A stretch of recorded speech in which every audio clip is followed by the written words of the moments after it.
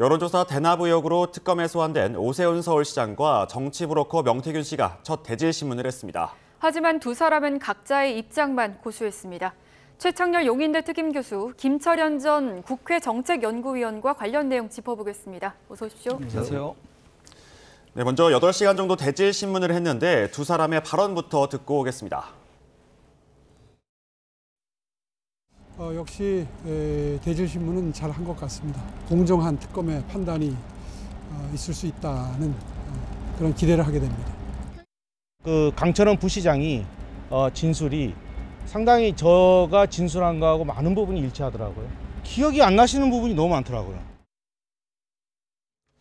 네, 먼저 오세훈 시장이 2021년 서울시장 보궐선거를 앞두고 명태균 씨로부터 이제 미공표 여론조사 13건을 제공받았는가, 이게 가장 큰 쟁점이었죠. 좀 어떻게 보실까요? 그래서 저는 보면 어제 대질신문이 굳이 필요했나 하는 생각은 좀 들거든요. 왜냐하면 굳이 아마 오세훈 시장 같은 경우에는 대질신문 하기를 잘했다고 하지만 사실적으로 볼 땐 지난 서울시 국정감사 때 사실상 대질신문에 가까운, 그때 명태균 씨가 증인으로 나왔기 때문에 대질신문에 가까운 그런 여러 가지 진술들을 주고받았는데, 명태균 씨가 지금 얘기하는 것은 서울시장, 오세훈 서울시장 후보를 그때 7번 정도 만났고 나중에 서울시장에 당선되면 아파트를 사주겠다고 하는 진술만 계속적으로 반복적으로 하고 있고, 새로운 어떤 진술이나 이런 부분들은 없는 부분이거든요. 그렇기 때문에 아마 어제 한 8시간에 걸친 대질신문을 통해서 어떤 부분들에 대해서 서로가 다른 이야기를 했는지 모르겠지만, 적어도 명태균 씨가 오세훈 시장이 관련됐다는 부분을 증언을 하려면요, 오세훈 시장이 직접적으로 뭐 여론조사를 만들어 달라고 했을 때 명태균 씨가 그 여론조사를 오세훈 시장에게 직접적으로 전달하거나 보고를 했다면 이야기가 되는 거죠. 또는 그 여론조사 대납을 한 김한정 씨로부터 적어도 그 김한정 씨가 명태균 씨에게 오세훈 시장의 부탁을 받고 내가 당신에게 돈을 주는 것이다, 이게 여론조사 대납 비용이다, 이런 진술들이 나오면 아마 오세훈 씨한테 상당히 불리할 수 있겠지만 전혀 그런 내용들이 없거든요. 다시 말해서 지금 명태균 씨가 주장하는 부분들은 아마 명태균 씨가 생각할 때는 그동안 본인이 오세훈 서울시장을 당선시키기 위해서 엄청난 노력을 많이 해왔는데 본인에 대해서 어떤 거짓말장이다, 사기꾼이다, 이런 얘기를 하다 보니까 굉장히 감정에 북받쳐서 자기가 알고 있는 사실을 굉장히 과장하고 있는 것이 아닌가. 그렇기 때문에 저는 우선 이 명태균 씨가 얘기하는 부분이 상당히 조금 설득력이 떨어지고 신빙성이 좀 떨어지는 부분이 있거든요. 그렇기 때문에 저는 명태균 씨가 얘기하는 것처럼 오세훈 시장이 직접적으로 이 여론조사를 부탁하거나 또는 여론조사 대납을 한 부분이 없기 때문에 일단 그런 부분에 있어서는 조금 무혐의 처리가 되지 않을까. 또 그때도 보면 지금 명태균 씨가 얘기하는 여러 가지 부분들 중에서도 보면 오세훈 시장 어떤 그때 서울시장 캠프 같은 경우는 굉장히 멤버드급으로 움직이거든요. 뭐 기획, 홍보, 정책 이런 부분들이 다 따로 움직이기 때문에 설령 어떤 캠프 관계자가 명태균 씨하고 어떤 교류가 있었다고 하더라도 그 부분에 있어서 오세훈 서울시장이 직접적으로 알고 있었을 가능성은 좀 낮고 몰랐을 가능성이 상당히 크기 때문에 명태균 씨가 얘기하는 오세훈 시장하고 직접적인 연관성은 어제 대질신문에서도 찾아볼 수 없었다. 저는 이렇게 뭐 정의를 내리고 싶습니다. 네, 교수님 좀 어떻게 보셨을까요? 그 대질신문에서 이 대질신문을 하는 이유가 누가 거짓말을 하는가, 이제 그걸 좀 확정하기 위해서 이 대질을 하는 거거든요. 그 대질신문의 경우가 그렇게 많지는 않거든요. 근데 어제 쭉 보니까 지금까지 언론을 통해서 나왔던 주장이 그 반복이에요. 오세훈 시장은 2번 만난 뒤 관계를 끊었다, 이렇게 얘기를 하고 있고, 명태균 씨는 7차례 만났다. 그러니까 이제 만났다라는 것에 대한 이제 그 개념이 다르겠죠. 어떤 걸 만났다고 생각하는 거에 따라 다를 수 있고, 또 명태균 씨가 얘기하는 거는 오 시장이 여론조사를 부탁했다. 자신이 이기는 2021년도 서울시장 선거에서 이기는 여론조사를 만들어 달라라고 얘기했다라는 것이고, 오세훈 시장은 그런 거 전달받은 적이 없다. 여론조사 결과 이런 얘기예요. 아까 말씀처럼 미공표 여론조사를 받았는데 거기에 대한 대가로 이제 그 후원 회장인 김한정 씨를 통해서 대납시켰다. 이게 주요 의혹이에요 지금. 오세훈 시장은 정치자금법 위반 혐의로 지금 피의자 신분이고, 명태균 씨는 이제 피의자는 아니고 참고인 신분이긴 합니다만 서로 이제 전혀 달라요. 명태균 씨는 지금 우리 김철현 위원 말씀처럼 아파트를 사준다고 했다, 이 여론조사 대가로. 근데 이제 오세훈 시장은 그런 사실이 없다, 이렇게 얘기하고 있는 상황이기 때문에 그래서 이 대질신문에서 뭐 별로 밝혀진 게 없는 거죠. 근데 이제 앞으로 어떠한 그 추가 증거가 나올지 모르겠는데, 아무튼 김한정 씨가 그 강혜경 씨, 그 명태균 씨가 운영하는 미래한국연구소의 실무자 강혜경 씨에게 계좌로 3,300만 원을 낸 건 맞는 사실이니까 확인된 네. 사실이기 때문에 이게 과연 어떤 경로를 통해서 됐는가, 과연 오세훈 시장이 지시했는지, 지시를 했다라고 명태균 씨가 주장하고 있는 것이고. 예, 저희 뭐 앞서 지금 잠깐 국회에서 소식이 들어오고 있는 게 있어서요. 먼저 전해드리도록 하겠습니다. 네, 대장동 비리 혐의로 주요 관계자들의 실형이 선고된 1심 판결에 대해서 검찰이 항소를 포기한 것과 관련해 국민의힘이 공세 수위를 높이며 기자회견을 열었습니다. 지금은 법사위 차원에서 회견을 진행하는데 현장 발언 들어보겠습니다. 네, 국민의힘 법사위 위원들입니다. 존경하는 국민 여러분, 그리고 언론인 여러분, 정말 나라가 미쳐 돌아가고 있다는 표현이 딱 맞습니다.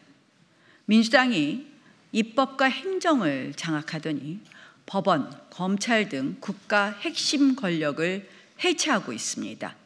국가 해체 프로젝트가 가동 중입니다. 권한 없는 합참 의장에 의한 군 장성 30여 명 축출, 내란 청산 TF 설치, 공무원 색출, 보수 야당 해체 시도, 그리고 언론 재갈 물리기, 공포와 침묵이 일상이 되고 내란 청산이란 이름으로 완장사회가 되었습니다. 민주주의가 종말을 고하고 있습니다. 그런데 지난 11월 7일 자정, 검찰은 범죄자 이재명 대통령이 핵심 등장인물인 대장동 개발 민관 유착의 부패 범죄의 1심 판결에 대한 항소를 포기했습니다. 이재명 대통령의 측근들이 중형 유죄의 판결을 받고 이제 이재명 대통령의 범죄가 선명해지고 있는 이 재판을 검찰이 항소하지 않는다는 것이 말이 되는 일입니까? 있을 수 없는 일입니다. 있어서도 안 되는 일입니다. 이번 항소 포기 지시는 직권남용이자 직무유기입니다. 권력형 수사 방해 범죄입니다. 검찰 농단입니다. 이재명 정권의 잔인한 권력에 굴종한 수뇌부가 결국 이재명 대통령으로 향하는 대장동 범죄 수사를 스스로 봉인하는 것입니다. 법치와 사법 정의를 안매장한 것입니다. 항소 자제라고요? 항소 자제는 전부 유죄 판결을 받았을 때, 양형 부당이 있을 때입니다. 그러나 이 사건은 명백히 일부 무죄를 받았습니다.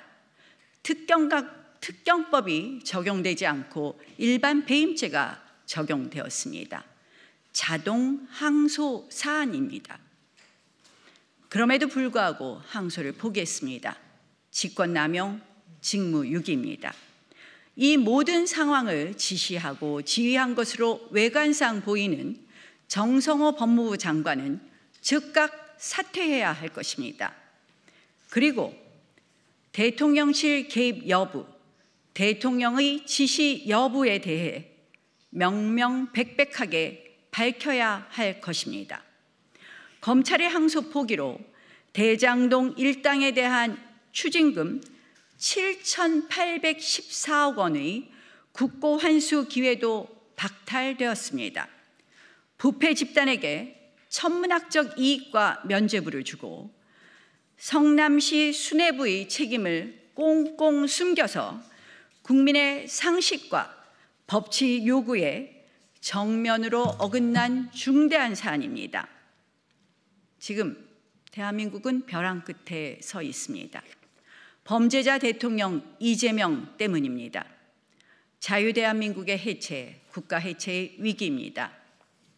오로지 범죄자 대통령만을 위해 법치를 왜곡하고 국가를 해체시키고 범죄를 은폐하는 독재 권력의 장막을 반드시 걷어내야 합니다. 그러기 위해서 범죄자 이재명 대통령의 5개 재판 즉시 재개할 것을 촉구합니다. 그것이 바로 대한민국이 바로 서는 길입니다.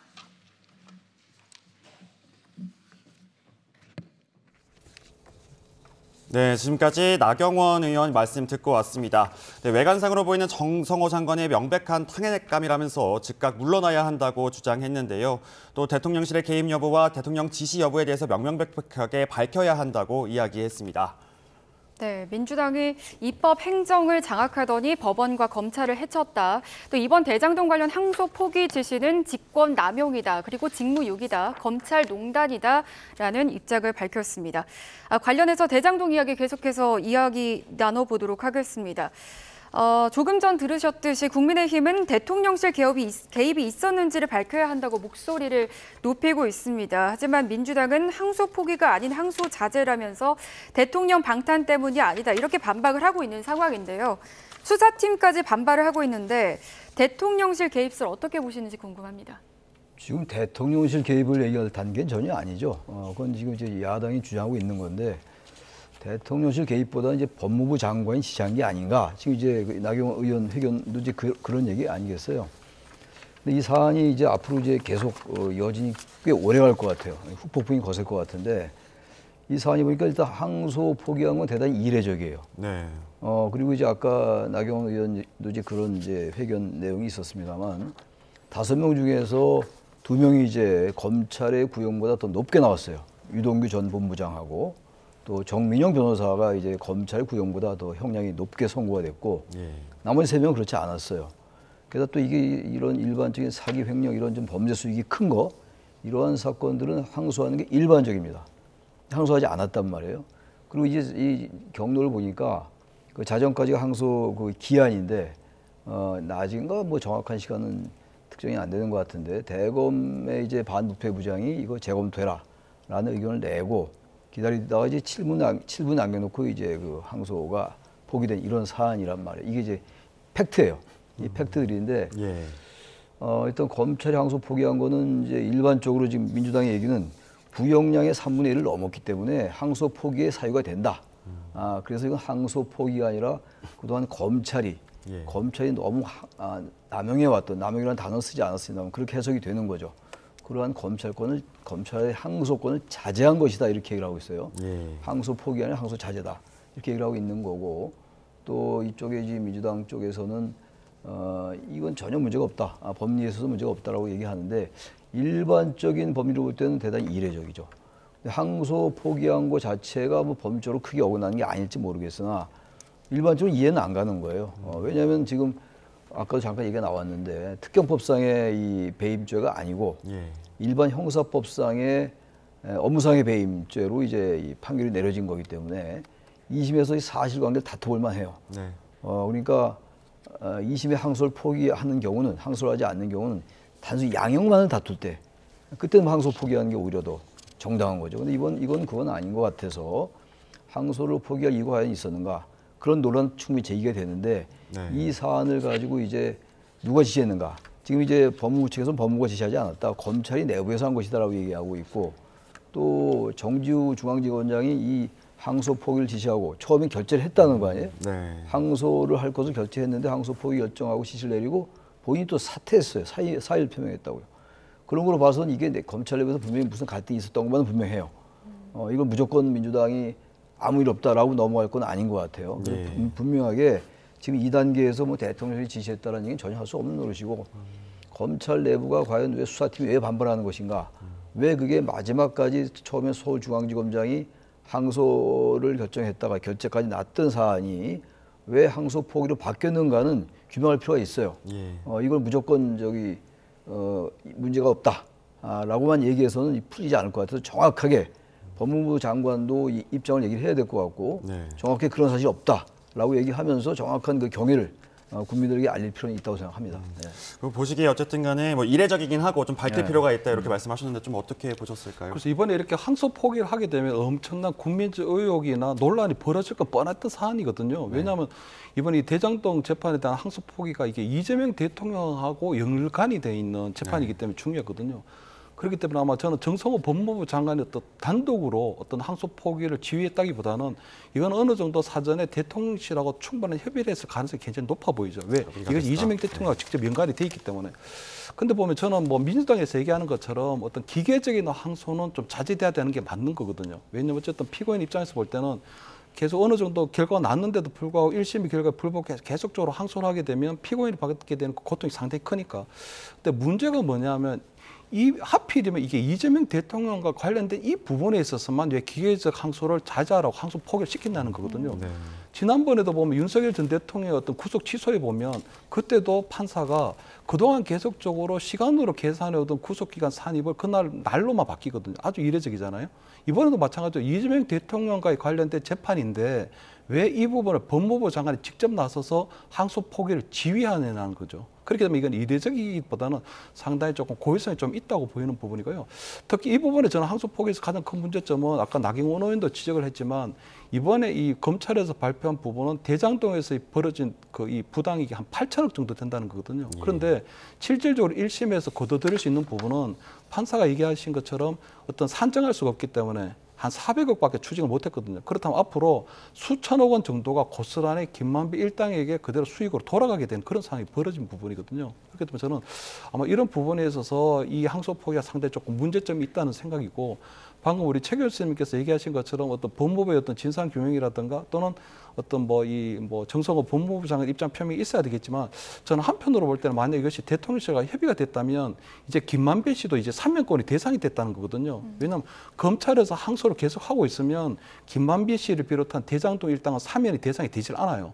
근데 이제 검찰에서 항소를 포기했기 때문에 대통령이 언제든지 김만배 씨가 항소를 포기하게 되면 대통령이 사면을 할 수도 있는 거거든요. 그래서 저는 만약에 약간의 상상을 보탠다면 다음 달이 되면 크리스마스 특사 때 김만배 씨가 특사로 풀려날 수 있는 거예요. 사면이 가능하다고 사면, 보시나요? 왜냐하면 검찰에서 항소를 포기했기 때문에 이제는 김만배 씨를 비롯한 대장동 일당이 언제든지 사면이 될 수 있다는 거고 왜냐하면 대통령이 그동안 이 대장동 관련해서는 당군 일의 최대 치적 사업이라고 했고 대장동 개발 비리 수사는 검찰의 조작 수사라고 계속 얘기해왔기 때문에 그런 연장성산에서 본다면 김만배 씨도 마찬가지로 희생양이 되고 있다는 거거든요. 그렇게 따지면 저는 대통령이 아마 김만배 씨가 항소를 포기하게 되면 검찰에서 항소를 포기했기 때문에 빠르면 다음 달 크리스마스 특사를 이분들이 다 풀려날 수 있는 상황이 됐다. 그렇기 때문에 저는 이 항소 포기가 얼마나 잘못됐나 하는 부분들을 이런 사례들에서 비롯될 수 있지 않나 그런 말씀드립니다. 근데 야당에서 지금 이제 아까 이제 나경원 의원의 얘기가 엄청나게 수위가 높아요. 완장 사회다. 민주주의가 종말을 구하고 있다. 국가 해체 위기다. 이런 말이 얼마나 논리를 비약하고 있느냐는 말씀을 드리고 싶다는 거예요. 지금 대통령의 지지율이 60%가 넘어요. 지난주 이제 갤럽 조사가. 근데 이걸 이제 국가 해체 위기고 독재 권력의 장막이다 얘기하니까 이번 항소 포기에 대해서 그 부분을 조목조목 논리적으로 이러이러한 것들은 지적돼야 된다. 비판하면 되는 것이지.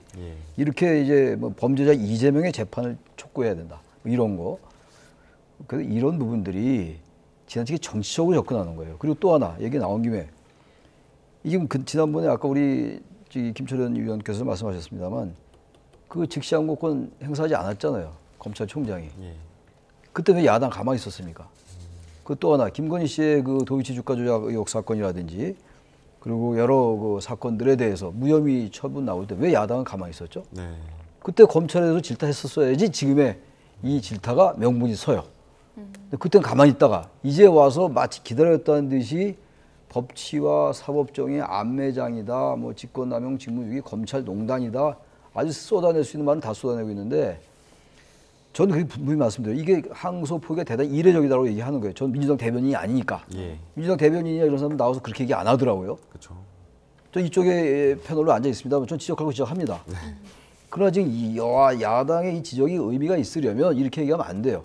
자신들이 했던 것에 대해서 그때 직시항고에 대해서 비판하지 않았던 거, 김건희 씨에 대해서 무혐의 나왔던 검찰의 판단을 비판했던 것, 비판하지 않았던 것에 대한 반성을 하면서 이렇게 얘기를 해야 돼요. 그게 형평이 안 맞는 겁니다, 지금 이건. 그리고 아직은 이 사안이 법무장관이 완전히 지지했다는 증거가 전혀 없어요. 이걸 그 단정하고 이렇게 얘기하면 안 된다는 거예요. 조목조목 따져보자 이런 얘기죠. 어제 얘기가 나왔던 거니까. 아까 뭐 말씀도 주셨지만 정성호 장관이 뭐 지휘했다라고 말씀 주셨는데 대통령실의 좀 개입 여부는 좀 어떻게 보세요, 그러면? 제가 아까 말씀드렸죠. 개입 여부를 전혀 단정할 수 없어요. 개입한 증거도 없고 그 대통령실이 개입할 이유도 없어요. 지금 이미 재판은 다 준비되어 있는 것이고 지금 이제 재판중지법도 이미 대통령실에서 이건 더 이상 하지 않는다라고 얘기했던 거 아니었어요.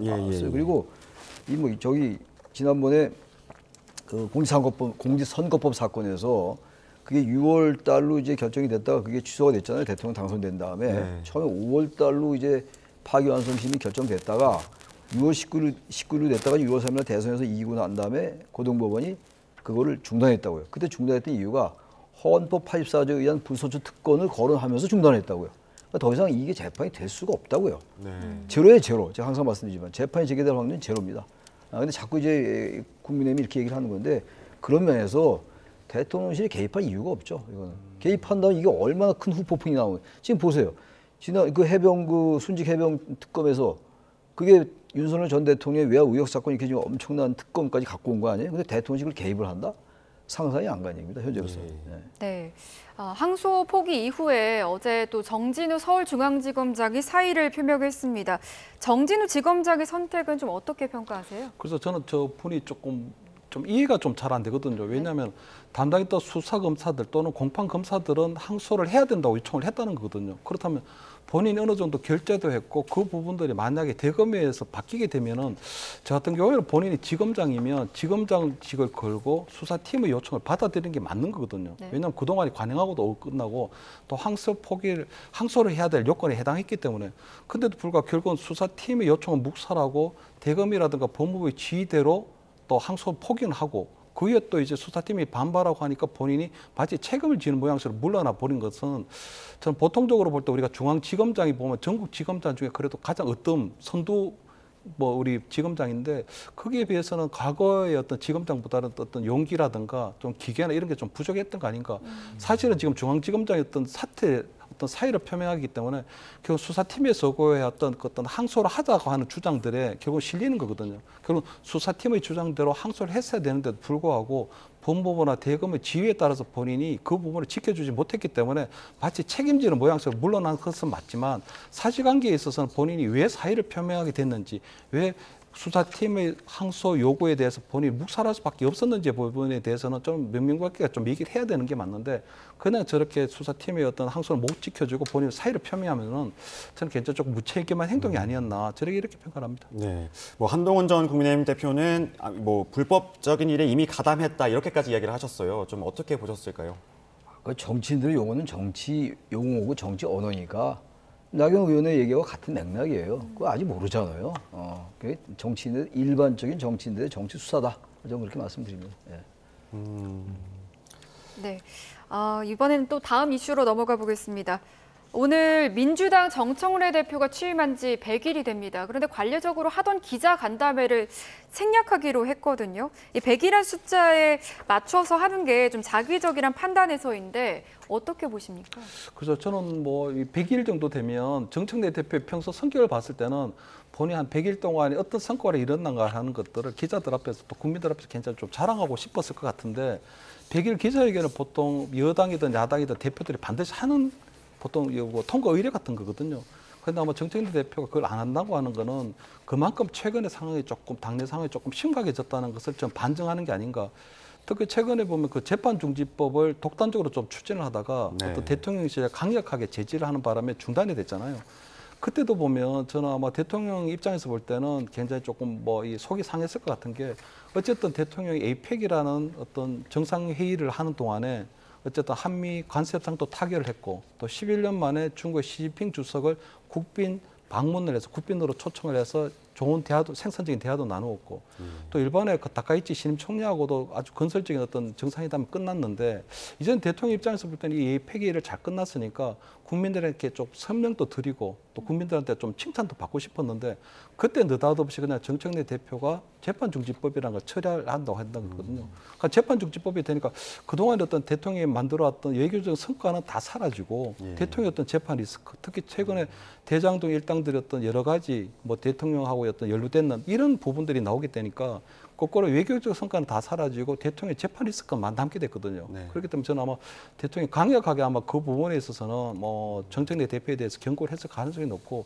그러다 보니까 정청래 대표가 굉장히 로키로 가는 게 아닌가. 굉장히 로키로 가고 당분간은 아무래도 대통령실하고 어쨌든 이 대통령실이 조금 눈치라고나 할까 좀 신경 살펴야 된다 이렇게 생각을 하는 것 같은데 사실 대통령 입장에서 볼 때는 이게 한 번이 아니거든요. 지난번에 이 여야 대표와 함께 회동을 하고 난 다음에도 보면 그 다음날 이 정청래 대표가 국회 교섭단체 대표연설에 나와서 국민의 힘을 향해서 이 손가락질까지 곁들여서 그때 내란 정당을 얘기하는 바람에 대통령이 얘기했던 어떤 협치나 이런 것들이 다 사라져 버렸거든요. 또 미국의 트럼프 대통령 첫 정상회담 때도 보면 오히려 여기서는 조의대 청문회를 한다고 그렇기 때문에 저는 아마 대통령실이 또는 대통령에서 바라보는 입장은 어떤 반복된 실수가 아니라 고의다 그런 부분에서 바라보고 있기 때문에 당분간은 정청래 대표가 뭐 100일 기자 간담회도 그렇고 상당히 로키로 대통령실의 심기를 좀 참기는 그런 방향으로 어떤 당을 이끌어 나가지 않을까 이렇게 보입니다. 말씀 주신 것처럼 뭐 재판중지법 얘기도 나왔는데 특히나 이제 명청 갈등설이라고 해요. 조금 어떻게 보실까요? 글쎄요, 대통령과 여당 대표가 지금 임기 초인데 지금 아까 지지율 제가 잠깐 말씀드렸습니다만 네. 그 상황에서 여당 대표와 대통령의 갈등이라는 이 프레임이 맞습니까? 제가 정치권을 이제 들여다보기 시작한 지 20년이 훨씬 넘었는데 네. 그 30년 이상 됐는데 그거는 마지막에 임기 말에 지지율이 급전직하고 예. 10%대, 20% 초반대 이렇게 되고 탈당해라. 과거에 여당들은 대통령에게 탈당하는 얘기가 아주 다반사였어요. 그때 이제 여당 대표는 선거를 치러야 되니까 네. 현직 대통령을 밟고 넘어가야 되기 때문에 그때 이제 뭐 갈등 얘기가 나옵니다만 지금 이거 명청 갈등이다라고 얘기하면 프레임이 작동하는 게 강한 것 같고 단지 정청래 대표가 대단히 강성인 것만 분명해요. 아마 그래서 여러 가지 잘 설명해 주셨는데 김 의원께서 여러 가지 사안에 대해서 이 재판중지법도 그렇고 재판중지법이라는 게 형사소송법 개정안이에요. 예. 자꾸 요즘 말들을 많이 만드는데 하여튼 이러한 여러 가지들도 그렇고 그 이전에도 정치 이슈에 대해서 예를 들어 조희대 대법원장 사퇴권도 그랬고 이런 것들은 사실 대통령실이 부담을 느낄 만한 사안들이에요. 굳이 그럴 필요가 없거든요 지금. 네. 파기환송에 대해 조희대 대법원장이 지난 5월 1일에 파기환송에 대해서는 비판할 수 있겠으나 합리적으로 의심하기 충분합니다. 근데 그 부분을 조희대 대법원장의 사퇴와 직결시키면서 이 대통령실 부담이 느껴지는 건 분명합니다만 그래서 이게 명청갈등 얘기가 이제 언론에서 나오는 것 같은데 제가 볼 때 대통령과 여당 대표 갈등하기 어려워요. 갈등할 수 없죠. 지금 임기 초기고 그런데 그래서 제가 볼 때는 이 정청래 대표 등 이제 민주당의 강성 주도 그룹이 좀 있잖아요. 다 아는 사실이고 아마 그런 부분들 때문에 나온 얘기가 아닌가라고 생각을 합니다. 예. 네, 또 얼마 전에는 부산시당 위원장 경선 과정에서 친명계 인사가 컷오프되는 일이 있었습니다. 이렇게 계파 갈등이 여러 형태로 드러나고 있는데 앞으로도 이런 논란 혹은 갈등이 계속해서 일어날 거로 보십니까? 그래서 저는 뭐 아마 대통령실에서 이번 재판중지법 관련해서 굉장히 강력한 메시지를 냈기 때문에 아마 당분간은 조금 좀 수면 아래로 가라앉지 않을까 싶은데 네. 다만 저는 그동안 보면 정청래 대표가 조금 무리수를 둔 건 맞거든요. 왜냐하면 부산시당 위원장 선거 관련해서도 보면 부산 같은 경우에는 민주당이 국민의힘에 비해서 조금 상대적으로 열세기 때문에 나름대로 어떤 경선을 통해서 시너지 효과를 내고 하는 부분들이 필요한데 굳이 친명계 인사를 컷오프를 시켰거든요. 그럴 이유도 전혀 없는데 그러다 보니까 아무래도 이제 뭐 이 당내에서는 볼 때는 정청래 대표가 좀 여러 가지 부분에 있어서 자꾸 좀 뭐 그런 사심을 갖고 있는 거 아니냐 하는 그런 의심을 갖고 볼 수밖에 없는 부분이거든요. 특히 아마 이번에 아마 지금 당대표 1년짜리 당대표를 하고 있는데 내년에 지방선거에서 좋은 성과를 내면 뭐 이 당대표 연임도 되고 그렇게 되면 총선에 대한 공천권도 가지고 2030년에 대선 콩팥 때 마음도 가 있고 하는 여러 가지 것들이 아마 의심받을 수 있는 상황이었기 때문에 정청래 대표가 너무 조금 무리수를 둔다, 너무 앞서 나간다는 그런 얘기가 있었는데 아마 이번 재판중지법 사례 케이스를 중심으로 해서 어쨌든 강력하게 제동이 됐기 때문에 저는 정청래 대표가 당분간 계속적으로 로키를 하면서 가급적 당정 관계가 불협화음이 나오지 않도록 그런 부분에서 조금씩 굉장히 조금 뭐 관리를 하지 않을까 그런 부분에 신경 쓰지 않을까 저는 그렇게 뭐 예상을 합니다. 뭐 아무래도 특히나 조금 있으면 지방선거가 이제 또 다가옵니다. 특히나 이제 이런 상황에서 말씀하신 것처럼 로우키 이렇게 계속 유지가 될까요? 어떻게 보실까요? 글쎄요, 로우키인지 하이키인지 그것보다도 여권 내에서 자꾸 이렇게 언론의 해석의 영역이긴 합니다만 네. 그리고 제3자들의 해석의 차원이긴 합니다만 당 대표가 여당 대표가 대통령실과 자꾸 이제 균열이 나는 것처럼 보도되는 것 그렇게 또 해석되는 것 그렇게 또 이제 비판되는 것 이런 것들은 좀 조심할 필요가 있을 것 같아요. 정청래 대표가 상당히 이제 그 민주당의 강성 지지층들을 겨냥하는 그런 정치를 하는 것만은 분명히 보여요. 제가 볼 때. 일단 뭐 여나 야나 우리나라 정치의 본질이 언제부턴가 강성 당원들, 강성 지지층들 의식하는 정치를 많이 하고 있기 때문에 그렇긴 한데 글쎄 앞으로 이제 지방선거가 있는데 지방선거 뭡니까? 중도층의 이 지지를 끌어모아야 되는 거거든요. 뭐 지방선거만 그런 건 아니겠습니다만 그렇다면 강성 지지층만 의식할 수 없죠. 중도층이 얼마나 어떻게 의식하고 있는가. 현재 지금 뭐 정당 지지도라든지 이런 게 다 높은 상황이니까 네. 그럼에도 불구하고 아마 이번에 100일 기자회견을 안 한다는 거 보니까 그런 측면이 좀 반영되어 있는 게 아닌가라고 말씀드리고 제가 아까 지지도 60% 넘었다고 해서 제가 좀 말씀드려야 될 것 같아요. 괜히 또 나중에 시비거리 될지 몰라가지고 하도 예민해서 이 한국 갤럽이 조사한 거예요. 지난 4일부터 6일까지. 그리고 전국 만 18세 이상 유권자 1,200명 대상이고 95% 신뢰 수준에서 플러스 마이너스 3.1%. 네, 저희 지금 나가고 있으니까요. 편하게 그럼요. 말씀 주시면 됩니다. 그렇습니다. 네, 교수님께서도 말씀을 해주셨지만 이번 에이펙 외교 성과로 이 대통령의 지지율은 뛰었습니다. 60%가 넘는 결과가 나왔습니다만 집권 여당인 민주당의 지지율은 또 반대로 2주째 내림세거든요. 대통령과 여당의 지지율 차이가 23%포인트까지 벌어졌는데 이런 디커플링 현상에 대해서 정청래 대표에게는 어떤 출구 전략이 좀 필요할까요? 그래서 지금 이제 민주당의 지지도가 이제 국민의힘보다 높은 건 분명해요. 40%, 26% 차이니까 꽤 높은 차이긴 한데 네. 일단 대통령의 지지율을 못 따라오고 있잖아요. 예. 그만큼 대통령의 인기가 높은 거죠. 지난 에이펙 정상회담의 여러 가지 외교 성과라든지 이런 것들에 비해서 민주당은 국민의힘과 어쨌든 여러 가지 정책 이슈로 인해서 자꾸 이제 그 정쟁의 측면을 보이다 보니까 대통령과 이 여당의 지지율이 디커플링 현상을 보이는 것 같아서 여당도 너무 강성 지지자들만 의식하지 말고 중도층 민심이 어떻게 생각하는가를 의식하면서 그렇게 한다면 다시 지지율을 대통령과 커플링 현상을 할 수 있지 않을까라는 생각이 듭니다. 네. 좀 어떻게 보셨을까요? 아무래도 뭐 이재명 대통령이 좀 개인기다 이렇게 좀 보신 것 같은데. 그래서 뭐 최근에 보면 대통령이 어쨌든 그 뭐 이 에이펙까지 계속적으로 외교적인 어떤 그런 일정들이 많았기 때문에 외교 전념할 수밖에 없는 상황이었거든요. 다만 민주당이 보면 민주당의 정청래 대표가 그동안 보면 경제 얘기를 한 번도 안 하거든요. 예.